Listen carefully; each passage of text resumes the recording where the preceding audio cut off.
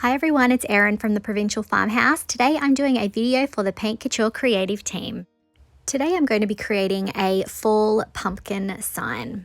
I'm using a 25 centimetre plywood blank that I got from Kmart Australia, and I'm also going to be using IOD's new Autumn Cottage mould.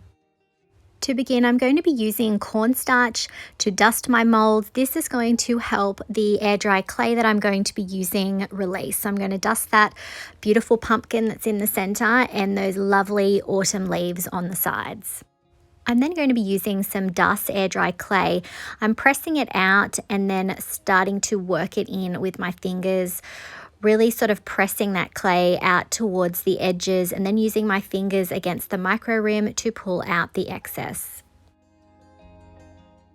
Once I've tidied the edges, I'm going to flex the mold and then I'm going to gently pull that clay out.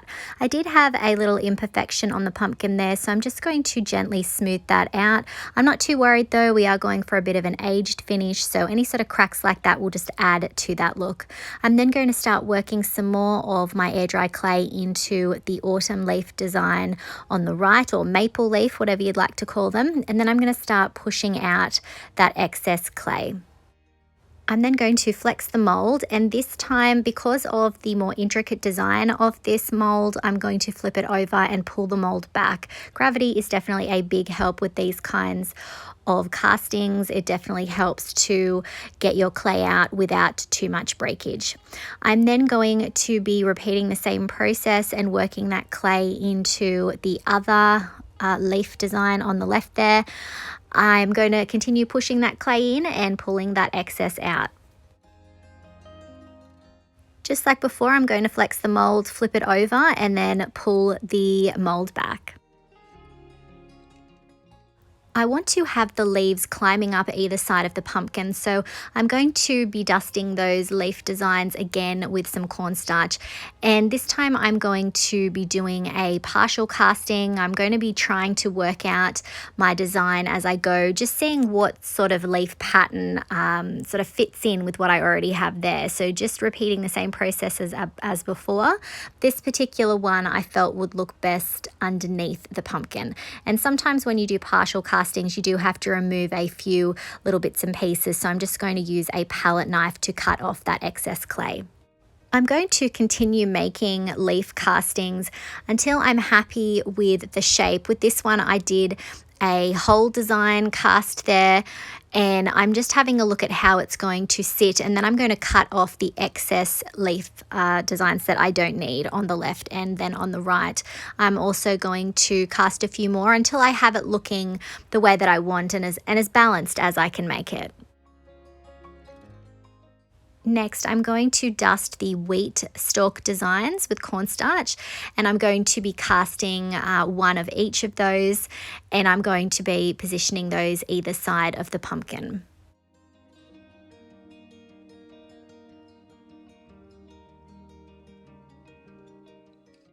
In this mold, IOD also included a single leaf design that's definitely very handy to use if you just sort of need to fill in some gaps. So I'm going to cast a couple of those to do just that, to sort of fill out my design. I'm then going to dust the round floral style designs with cornstarch and start working my clay into those. I'm going to be casting two of the single designs, and then I'm also going to be casting the one that has the sort of grouping of them, and I'm going to be positioning those down the bottom. Once I was happy with how everything was laid out, I carefully pulled things back so that I could begin to glue them down using some wood glue. And you definitely want to do this while your castings are still wet, especially if you're going to be layering your clay.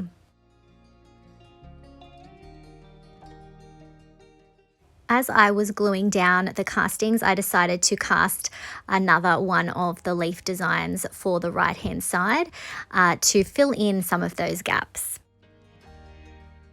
I let my castings dry for a few hours so that they'd get a little bit of a crust to them, and then I took out Paint Couture's Embossing Medium. I'm going to use a ruler on my wood blank there to find the center, and then I'm going to be using this stencil that I had in my stash. I just want the words Farmer's Market. I didn't have anything pumpkin related, unfortunately, but I thought this was a nice compromise. And then I'm going to be using Paint Couture's Embossing Medium on this spatula, and I'm running that over the top of the stencil design to give us a raised stencil look. I have one hand holding the stencil down and applying pressure to make sure that it's less likely that the embossing medium will sort of bleed underneath, and you definitely want to hold the stencil steady. I definitely wanted to bring a sort of raised element here with the signage, the farmer's market signage, so that it tied in with the beautiful molds. Basically, my vision for this was a beautiful sort of copper fall sign, and in having the embossing medium there, it just sort of, I think, ties the whole design together.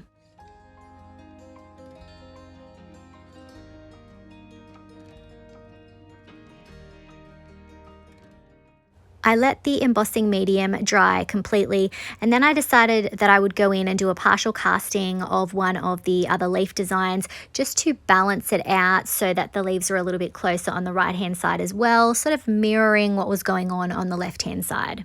After another couple of hours, I took out Paint Couture's pitch black chalk paint, and I'm going to be applying that with a chip brush, and I'm going to be adding that over the top of the entire sign. I want this to look like an old copper metal sign, and when I'm going to be using metallics, I really like to have black underneath, because if I miss certain areas, and often I like to do that because it does give the appearance of age and wear and tear, I just find that the metallic goes better over the top of those, over the top of the black. It gives it a sort of deeper tone, in my opinion. Obviously, if this look wasn't for you, you could definitely come in with a more neutral look. You could paint the whole thing white, fill in the colors. This is definitely a project that you can customize to your look. For today, I want it to look like an old copper sign. So I'm using my mister on top of the paint to help it sort of work into all of those crevices. We have a lot of details here that we're trying to fill in, and I'm also going to be adding the paint up the top over the top of the embossing medium that we added. I let that dry completely, and then I came in with Paint Couture's Copper Luxe Metallic. This is a gorgeous copper tone. It's just so beautiful and rich, and I'm going to start adding it over the top of my castings. Now you'll see I sort of brush it on, but then I do tend to go back and do some dabbing because I want it to look more like metal as opposed to paint, as opposed to seeing those brush strokes. So doing that dabbing and stippling motion definitely helps with this. It also helps to get into some of those trickier to reach areas. Now, as I said before, sometimes when I am doing aged metal signs, I do like to allow some of that black to peek through, so I'm not going to be too worried if there are certain areas that have more copper than others. I'm just going to continue to add that beautiful copper paint, and then I ended up also going around the edges, filling that all in as well, and it did take me 2 coats to get the coverage that I wanted.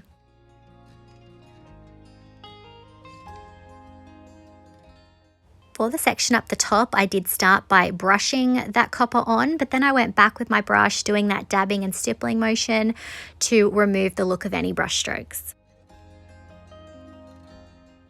When the paint was completely dry, I took that same stencil back out, repositioned it over the top of our raised design, and now I'm just using some pitch black on a paintbrush. I have very little paint on my brush. I just want a little bit of black to further define the letters, to have them stand out a little bit more, but I don't want it to be solid coverage. Again, I want this to look like metal, like an aged sign, so I'm just adding a little bit of paint. If I inspire you to try any of the Paint Couture products used in today's video, I would really appreciate it if you would use my affiliate link. I will put it in the description and on the screen. I just get a little thank you from Paint Couture in return.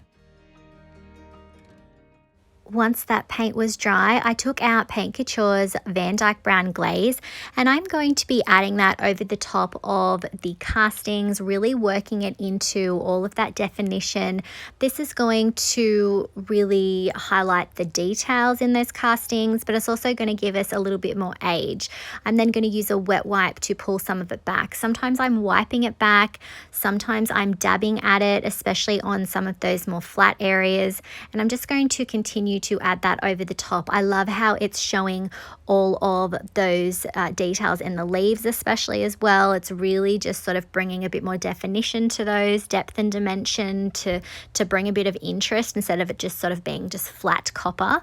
And I'm going to continue to add that over the castings, working my way around. I went with copper for my sign today because I think it's definitely very in keeping with fall and Halloween. But if this was not to your taste, Paint Couture has a huge range of luxe metallics that you could use instead.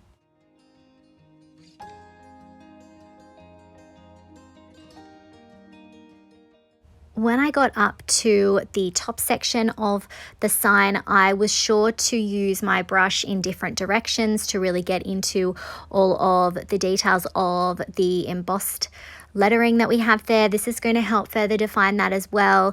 And I'm also doing a bit more of a dabbing motion again, just to give that aged copper effect.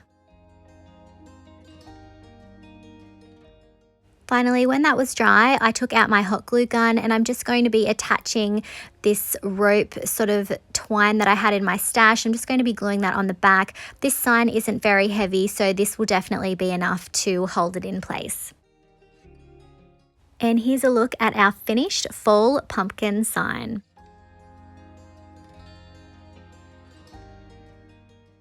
I love how this turned out. The new IOD Autumn Cottage mold goes perfectly with Paint Couture's beautiful copper luxe metallic. Let me know what you think of this in the comments. If you enjoyed today's video, I would really appreciate it if you would hit that like button, comment, and if you haven't already, we would love it if you would hit that subscribe button and the notification bell so that you don't miss out on any videos from the Paint Couture creative team. Thanks for watching.